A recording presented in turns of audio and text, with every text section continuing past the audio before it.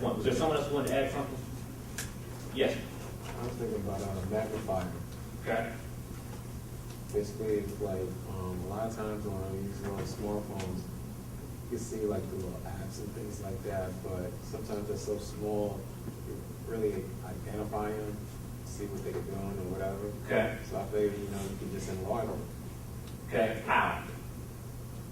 Usually, I know like AT&T has a program where it's about $450. Okay.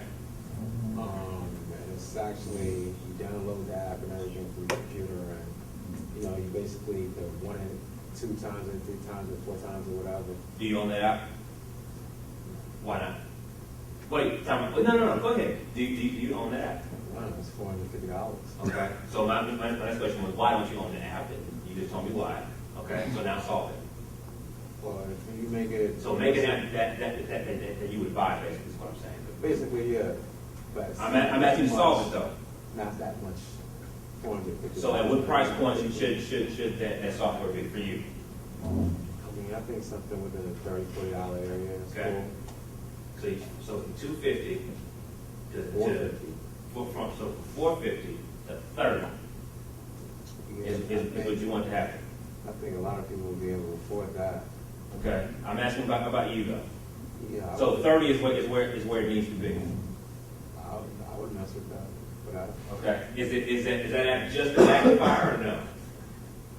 actually, it was more to it, because, I mean, I think a lot of times, you know, once you get into college and things like that, you know, you have to buy a lot of textbooks, and, you know, books take up space, and books are heavy. Okay. So I was saying, you know, you could basically have an electronic book where you can either read the ISBN numbers Okay. from whatever textbooks you buy, and they'll scan right into your phone. So either if you want to have it read to you, or you have it blown out where you can see it, whatever. Okay. It's not necessary that you have to walk around with a whole book bag full of books anymore. Okay. You pretty much got it right there on your phone.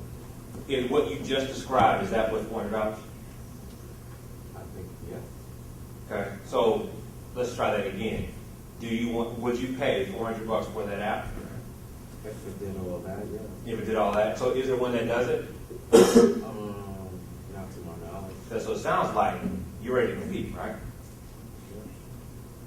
Did y'all catch that? Yeah. How long did that take? Like 5 minutes. With a really good idea. I mean, excellent idea. At UDC, somebody mentioned that ISBNs and being able to get these books. He said it still hasn't been solved yet. I can't get the books cheaper than paying $100 for them. So we know this is a big problem on college campuses, right? But nobody's fixed it yet. Wonder why? Oh, it's just because nobody did it. After 2 years old. That's it. Right. It's new. So you've got to be able to get in front of this and come up with an idea or solution. And you can implement it. Okay, now, he even added something on top of that. Did y'all catch what he added on top of that? So one was to have the books come to your phone, right? But what did he add on top of that? Did y'all catch it? Okay. For who? But there's a kind of person that makes the most sense for. For college students, that's a throwaway answer. Give me a better answer than that. People who can't see. Thank you. People who cannot see. For the vision impaired, an app for the vision impaired college student, right? Who can now have this doesn't make any sense, right? To read a textbook on your phone for vision impaired, that's a no-no. Okay, clearly. But for the vision impaired student who can now have the solution on their phone, they can now stay engaged in their academic pursuit via their phone. They can have all their books on their phone for $400 instead of having to go to the bookstore. You still got to go. He doesn't. But what if you took it a step Go ahead, go. What if you took it a step further? The phones have the projector function, Okay. so maybe you could have you could have it project, the words on the wall. Or Oh, wait a minute. Man. Wait a minute. Trying to get paid. Wait a minute. Wait a minute. All from an app. Where? Okay? You like that? Yes, it sounds all right. It just sounds all right. Well, it make it better. If that ain't great, I don't know I how great think it. about it like this. Normally, just reading a book is like I'm in front of a CC television. Okay. So you think I'm going to go through the hassle of finding the wall, projecting it, and then trying to read it again. Okay. So it's like, But the wall's in your house. If all you have to do Yeah. is pull a phone out of your pocket and put it against Lying the down book. on the bed at night, you have it on the wall. yeah. Right above. And then you can watch, I mean, does that make sense to you or no? No, because it's Not so like- much? Okay. It's still Okay. doing more work. So Okay. it's like, you know, if it has an audio and video reader, then Okay. you still get to go. You could basically plug a pair of headphones and listen to your book. Okay. Do you have an app that does that? You know. Okay, so now there's two apps that you just now just spoon fed. You just got delivered to you. Isn't it written down? But what if you see somebody in the elevator, you know, and you want to show them your idea or your artist, and you can just hit the projector thing, you know, or Same functionality, Same different target market. Good thinking. Yeah, see, Jordan, I'm thinking about you now, man, with all the new artists you've been working with, and you're trying to promote different things, and you've got something hot you wanted to share, you know, just something along those lines. And you can just press the button and put it against the wall to show the latest video or photo shoot or whatever event that they just did. Does that make sense to you? Yeah. Okay. Is that written down? I already had that one. So you already had it written down? Yeah. Got both of them? There's two ideas. You sure? All right. Y'all see what's happening now? Okay. This is the process of entrepreneurship. Now I'm doing this on purpose, quote unquote, out of order. Okay, because I want you guys to have the experience of doing it yourselves. This is, again, you don't always have somebody kind of walking you through it, right? So in the application of it, you have to take the idea that you have and understand how to dissect it and apply it to your own situation. Yeah. And Jose, he's so right, because you can get passionate about things you really like to do. It's hard to do stuff you don't really like to do. And see, entrepreneurship is all about passion.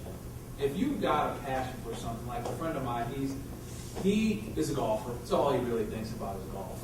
He said, I got to come up with some kind of golf app. You know, he's like, I don't do this stuff, but if I could just, something along golf, it would be hot. And he did, and I shared it with you. He just came out with it about a week ago. And it's a whole golf app. Basically, it was like my man said, what's your name with the glasses? I'm sorry. Kevin. Like you said, I'm a video person. I want to see some sound. Well, he made an app that if I'm shooting a shot that I'm about 50 feet away, I want to be able to look down, actually see that shot being done. I just push a 50-foot putt or chip, and then see it. And I can watch how just that swing is done, and I can just put it back and then do it. And it was just that simple. And he sold $200,000 worth of apps in like 2 weeks or something. Just like that. And I mean, and he's up and running. Just because he had a passion about golf. Does that make sense, guys? And like, I mean, is that really? I mean, there are so many stories like this, guys, of folks who had a concept, who understood how to make, how to execute, as Tiffany was saying earlier, and as a result, it sold a whole bunch of products. Okay, but you got to think about it the right way. All right. So for those of you, how many of you I heard have developed or have what's the word I want to use? I want to use are comfortable with an app concept today.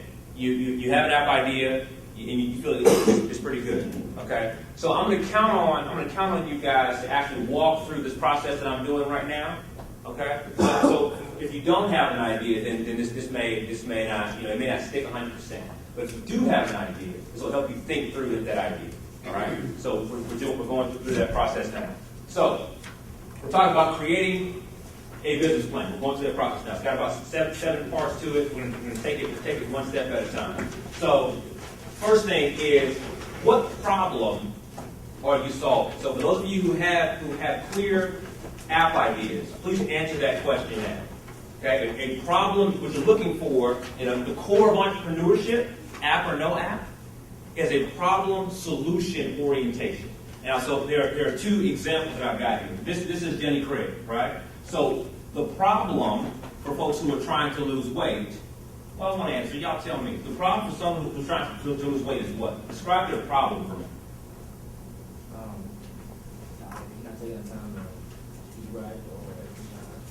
Is that their problem? Okay, that's it. Great. So give me an idea of how they feel because of that problem. They're overweight, so then. Okay.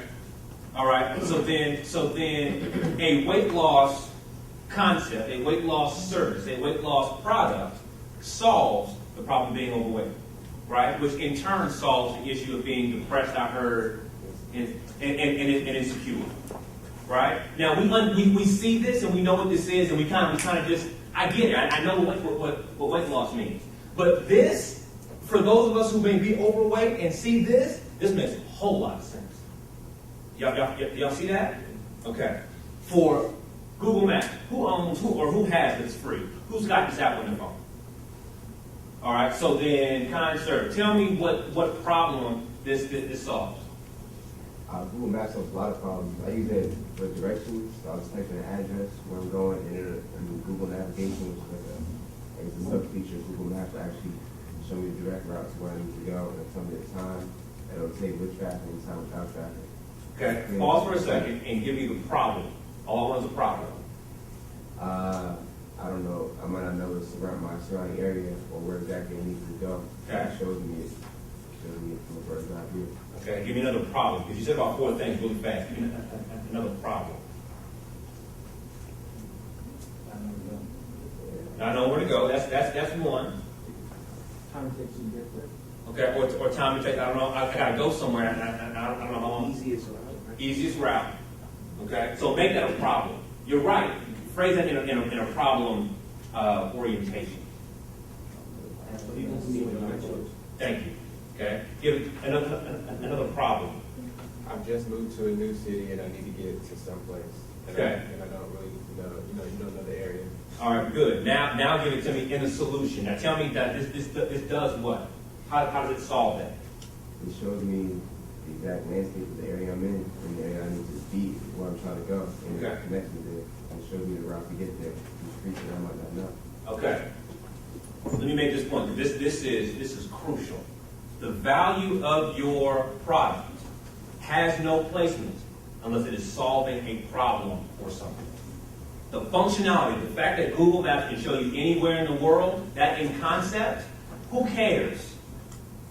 Now, when I gotta go to Stone Mountain and I don't know where I'm going, now I want Google Maps. Like now I want it now. Because I gotta be there in 30 minutes, I gotta be there in an hour.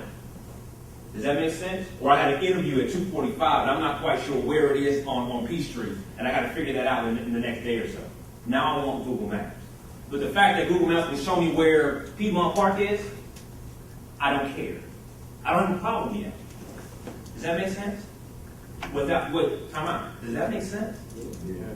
Without the clarity of the problem, you're just pushing crap, man. How many times does somebody walk up to you and hand you a flyer for an event that you have no intention on going to? Never, because I don't take it. Not your problem, right? You're not looking for somewhere to go on Friday. Or if you are, it ain't with him or with her. Not your problem, right? Now, if somebody handed you a flyer, let's say a week ago, with the homecoming schedule on it, I'm trying to figure out where I'm going for homecoming. I'm out during homecoming. I'm trying to figure out where to be. Who's got a flyer? Somebody hand me a schedule. Totally different conversation, right? Same piece of paper, right? But under 2 different circumstances. Does that make sense? Yeah. Okay? If you break this, if you don't get this right, everything else you do after this is just you spinning your wheels. You pushing products on people that they don't want. You've got to get this part through. Yes, sir. I kind of disagree with that. Well, not kind of. I do disagree with that. Okay. Because I feel like if somebody gives you a flyer, and let's say Canadian Bacon Festival down the block tomorrow. Okay. You don't need Canadian bacon, but now that you know that it's there, you kind of are going to eventually feel like you need it. Why? So it's just been created in your mind that you may need it. For example, I was playing with an app yesterday, the Anton Godson app, and it's just insane. Like, nobody needs that, but now that it's there, every time somebody comes over, I'm going to have the high menu, the climate video window. Okay. You know, like, it's not a need. But Go something ahead. that now that you have the option to have, now you definitely need it. And you know that you can use it whenever you want. I don't think you need it. I think there's a raised awareness for it now. Now you're aware of it. It's like new consciousness. Right, but think about But you still don't need it. Yeah, but think about it. It's none of it you particularly need. Do you need a cell phone? Yeah. Do you need a smart? You don't need a smartphone. No. You could live without it. I mean, Some of it, yeah. You could. Technically. But Let's discuss this, because this is